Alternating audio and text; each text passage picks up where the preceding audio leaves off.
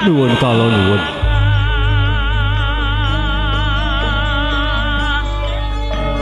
Para pepunden, para pinesepuh, sesepuh ingkang agung mastuti dumateng pepoyan ingkang utaman ingkang satuhu pantes pinundi.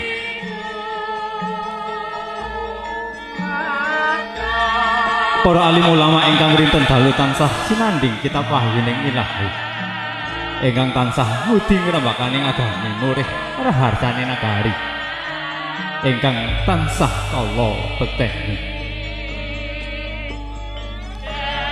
Para pangembating praja, para satriyane negari ingkang minangka pandam pandoming para kawula dasih.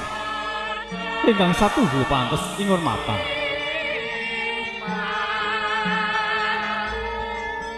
Para tamu kakung Sumawana putri inggih Baraya Agung Trak ingkang hambek berbudi dharma. Ingkang satuhu pantes ingurmatan ugi pantes sinodalsana. Kepareng kula hambuka wiyaraning suka wenganing wicara dwaraning kandha. Awit saking panyuwunanipun Bapak Suwaji Tuwin sarimbit Ibu Raul ing ari kalenggahan punika kula mradhapa kapatedan sinaraya ingkang parikedah anjejeri minangka pranata adicara.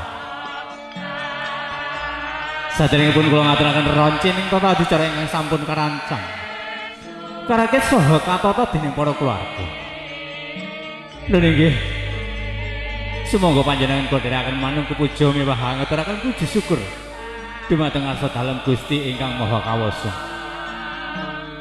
Awit saking lumituning barokah, rahmat saha hidayah.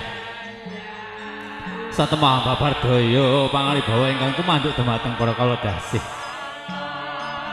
Kajina ing salebete pawian punika panjenengan sedaya lan kula saged ngempal manunggal kanthi kawontenan karaharjan tebih ing sambikala.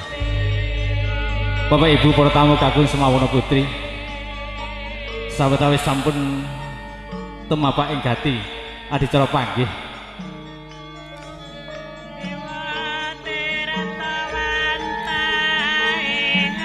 Mula kasuwun sedaya jumeneng paring panghormatan dumateng rawuhipun besan sak rombongan sarta pangombongipun. Sepindah malih Bapak Ibu para tamu ingkang sampun wonten terop kasuwun jumeneng sawetawis. Saking para tamu kakung Miwa Putri, hanawung malilah donga lan pangestu kemawon ingkang dipun suwun. Mugi-mugi anggenipun panggih ing mangke saged katindakan kanthi sampurna kalis ing sambikala nir ing rupeda. Lah ing kono wau sigra kapranan adicara panggih saking Mandrawa Pangyayah Binarung swarane cantaka munya jroning wari.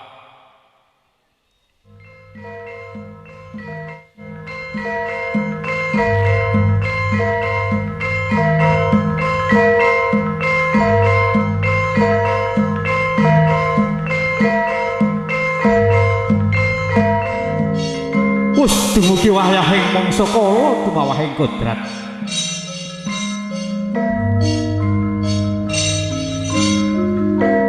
Ana ing madyaning Wisma Pawian Agung. Ana titah Jawata kang awujud jalu pawesti. Bangkit manunggalaken kersa. Nganti ing alam bebrayan ana tepi upacara adat Widhi-widana ingkang sampun sinengker.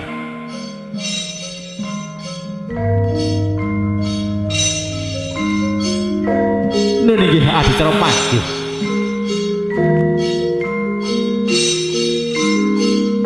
Gumenyar mawa Prabawa kenthar-kenthar winargana wida. Suwirat sirat ambabar Tejamaya.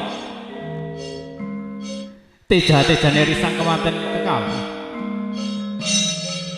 Nggih sang Bagus Ahmad Ulil Aidi ingkang mijil saking tlatah tanah Genengan Jasa.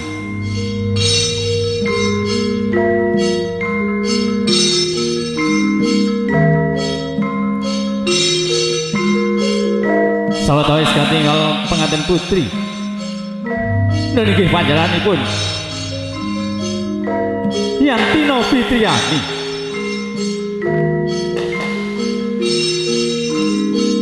Sawetawis sampun tumapak wonten ing sasana panggih.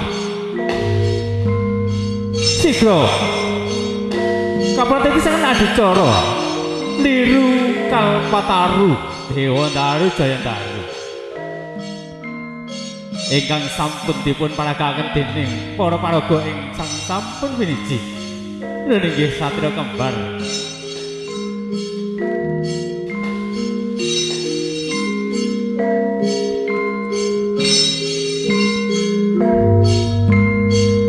Tembuke satur netra apa gutingal risang kemanten kekalih sigra hambalang gantal ingkang dumados saking ron suruh kawasanan gondang kasih lan gondang tutur.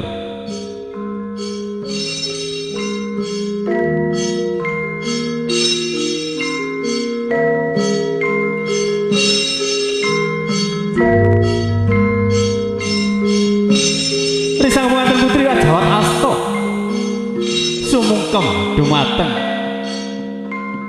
kang masipun.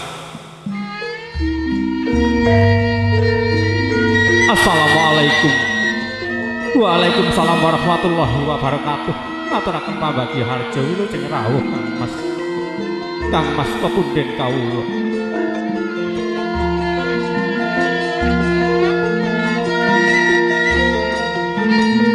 Iya diajeng padha-padha.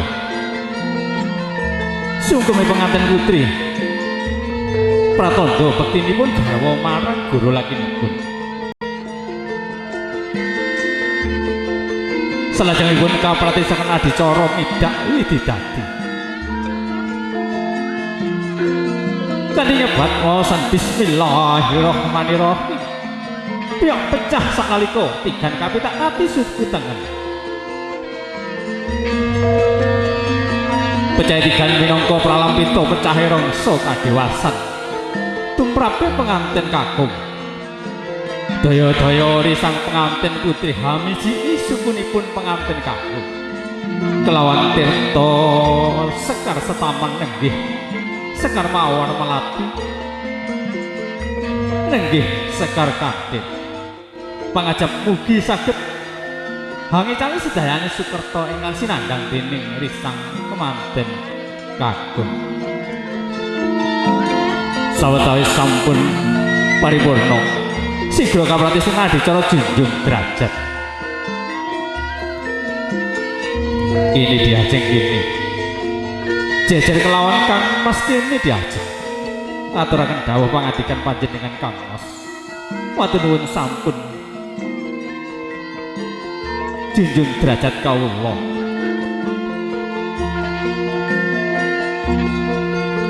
Adicara menika minangka pralampita lenggah sami andhapipun. Jumeneng sami inggilipun. Bingah lan susah.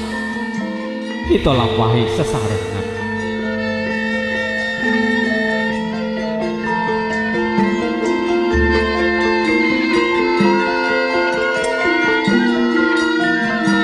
Paripurna adicara junjung derajat. Risang kemanten putri hangu bengi. Kemanten kakung. Pengantin kakung dipun ubengi kaping 3. Mbak Tria. Sambil dipandang niku Mas Ulil napa mboten mangke nang kleru sing rawuh. Diubengi kaping 3. Mas Ulil jenengan sampun dipageri kalih Mbak Tria. Panjenengan pun boten saged sak menawa anggenipun lelungan sawetawis sampun jajar sumanding laju Rama lan ibunipun paring duga paring dulangan lan paring unjukan.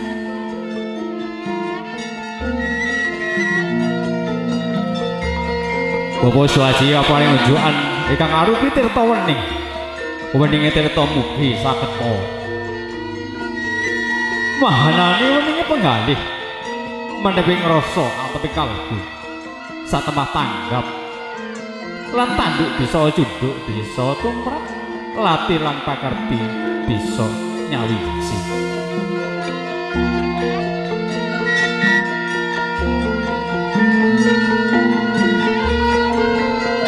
Paripurnanipun paring unjukan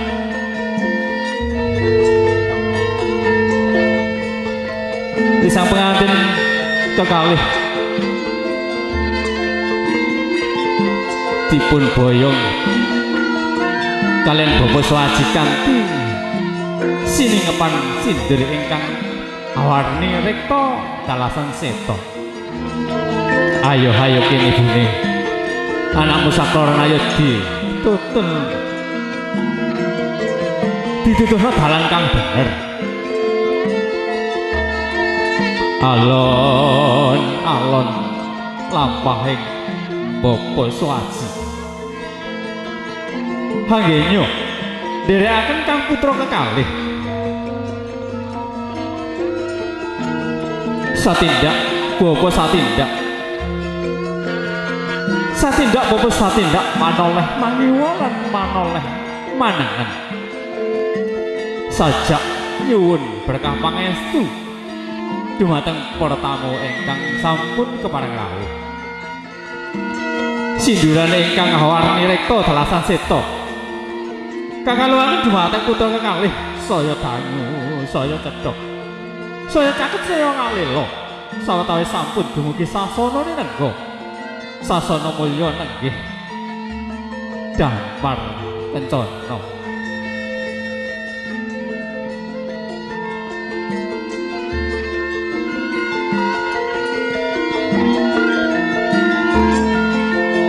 Monggo Bapak Swaji, lenggah Bapak Swaji, Mas Ulil lenggah wonten sukunipun Bapak Swaji ingkang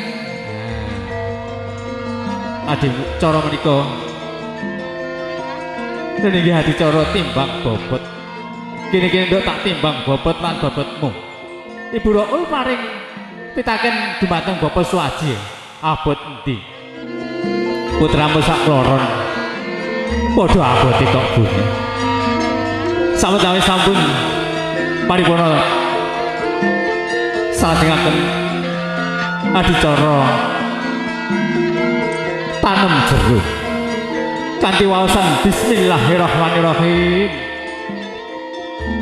Kene-kene nduk putra kekalih tak tanem jeruk wonten ing sasana nengga kene. Enggal paringa turun marang keluargamu. Sampun para pilenggah kakung Sumawana Putri. Adicara salajengipun nun inggih adicara kacar kucur.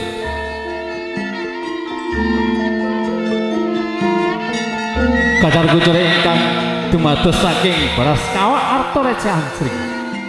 Badhe kasuntak sok blokok dumateng pangkonira Kematen Putri.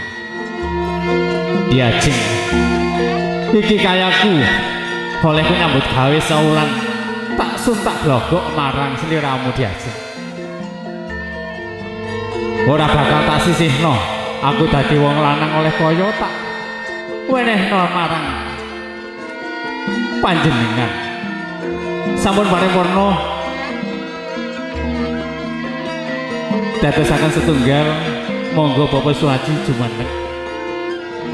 Monggo salajengipun inggih kapaten pisaken adicara titip Gunakaya dumateng Rama lan ibunipun. Bapak Swaji kalih Ibu Raul menika kayanipun Mas Uli kula titipaken dumateng panjenengan sedaya. Mangke paripurnane adicara kersa kasuwun kula pundhut malih. Sasampunipun adicara titip Gunakaya kalajengaken adicara dulang tinulang.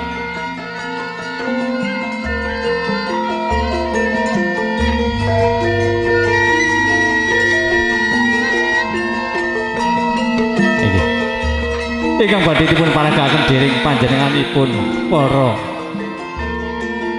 satriya bagus lan putri Domas. Para tamu kakung Sumawana Putri,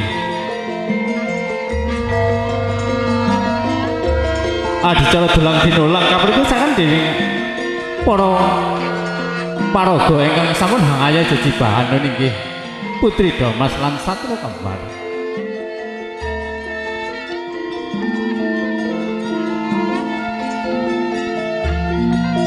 Tolong disediakan adik makannya mame, disediakan dumateng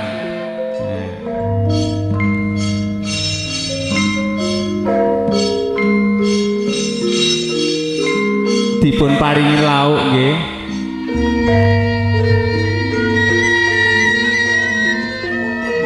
Lah anjene ndoke lho jek ana kulite. Ha iki piye? Wong kei ndok sing ana kulite. Dipun cepeng janggutipun Mas Ulil. Ah, kusik Mbak Ulil, aku tak donga.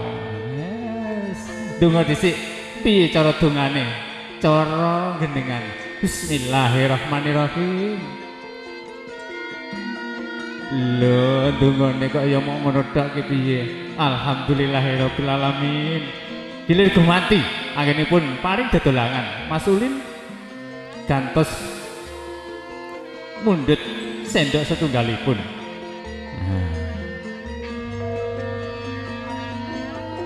Dipun paring doke mawon. Engko bar maem bar dadi manten iki mugi-mugi Mbak Ulil saged cepet enggal dipun paringi turun. Amin Allahumma amin. Paripurnane adicara dolang dinulang kalajengaken kok gak digawa sak anune to ya. Paring unjukan saling silang langsung kemawon boten menapa. Nggih kanthi waosan bismillahirrahmanirrahim. Titisno lambeku nek nyesel alon-alon Mas Ulil. Kok sampai korat kali aku sampai gaduk. Mbak Tria sampai yo. Syaratipun telung tegukan. Nah, kaping 3 Mas Ulil. Nah, soale griyane to webih niki. Sampun paripurna. Alhamdulillahirabbil alamin.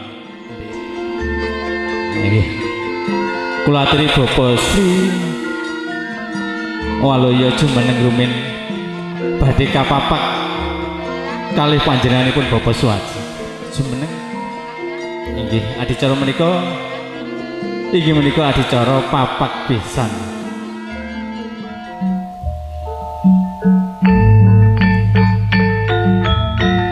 Layak-layak dune ana wanuk prenjak ingkang sami memakan tibake kadang besan saking gendengan jasem sami rawuh. Monggo keaturan salaman Bapak kalian Bapak Waloyo aturaken sugeng rawuh matur sembah nuwun Bapak Waloyo sampun kepareng rawuh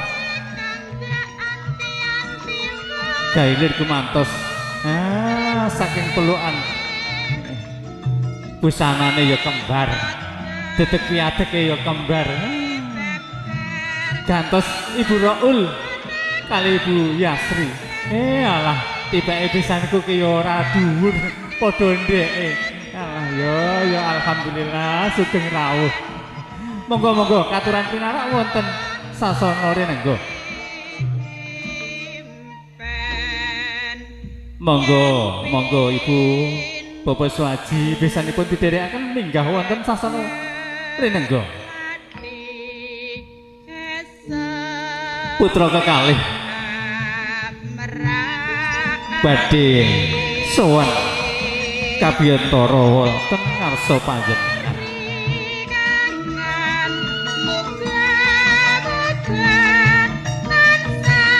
Para tamu kakung miwah putri menggah adicara salajengipun inggih adicara sungkeman.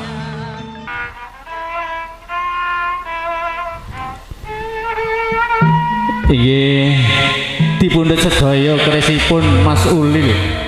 Mbak Tria tolong kerisnya Mas Ulil dipun letakaken wonten kursi kanthi kawontenan berdiri ya. Jangan dibiarkan kerisnya Mas Ulil tidur saja.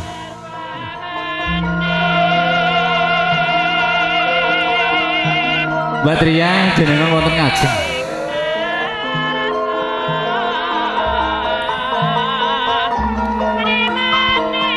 Kawistara tinggal panjenenganipun Bapak Soad Sarindit Ibu Raul sampun siap siaga.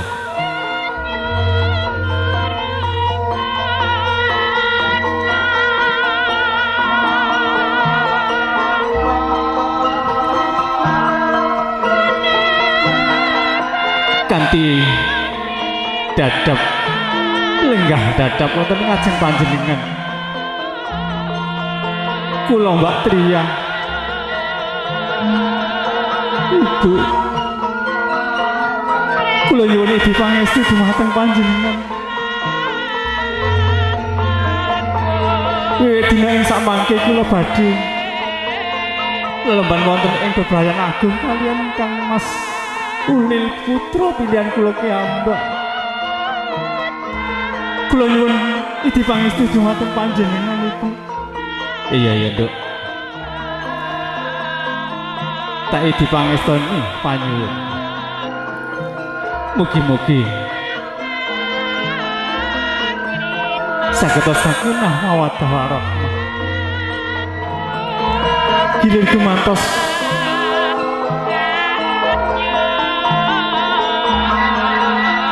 sowan kabehantara wonten ramanipun Bapak kula Tria Popo ingkang wonten ngadhep panjenengan. Kula ing samangke badhe uwal saking panjenengan. Badhe lelemban wonten ing alam bebrayan kalian Kang Mas Ulil putra pilihan kula kiambak. Iya Mbak Tria. Manut karo Kang Masmu Ulil ya. Saiki wis ana imam ana keluargamu yaiku Mas Ulil.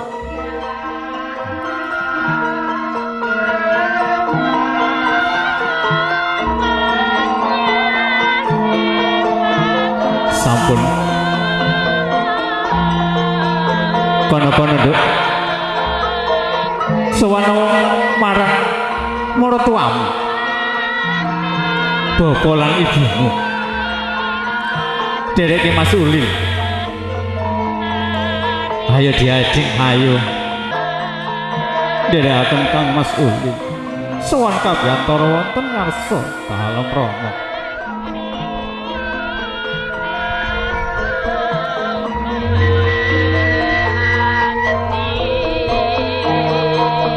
Kanjeng Ibu kula Ulil ingkang wonten ngandhap panjenengan kula nyuwun ugi pangestu dhumateng panjenengan Ibu. Dawuhipun Gusti ingkang murbing dumadi ridhaning Gusti Allah iku ana ridhaning panjenengan Ibu. Ing samangke kula badhe lelomban wonten ing alam bebrayan kalian adik Tria pilihan kula kiambak.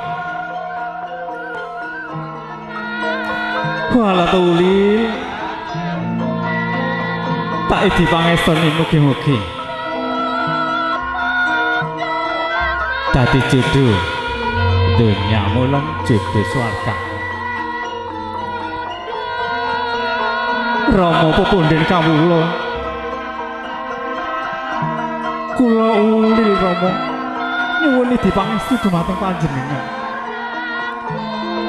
Kula badhe lelomban wonten ing alam bebrayan kalih putri pilihan kula piyambak Nun inggih Mbak Tria.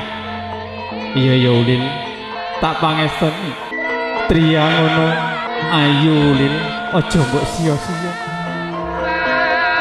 Sesampunipun adicara sungkeman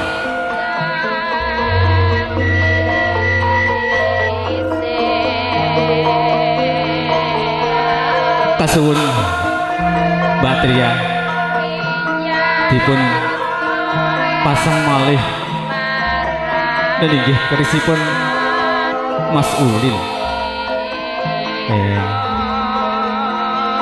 Iso apa ora ya mlebokno iki? Sajake kok angel. Periase mbok ya ulangi kok ya.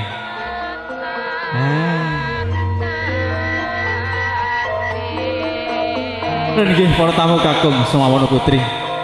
Lah lak ya mbok diulangi to, Mbak Vita Novita Wedding. Kono sing biasa nglebokno keris ya. Ya. Nggih para tamu kakung Sumawana Putri. Adicara ing siang punika kasing guyung dening panjenenganipun wonten Vita Novita Wedding ingkang mijil saking Kedung Sari, Dusun Ngobri, Melagi, Mojokerto.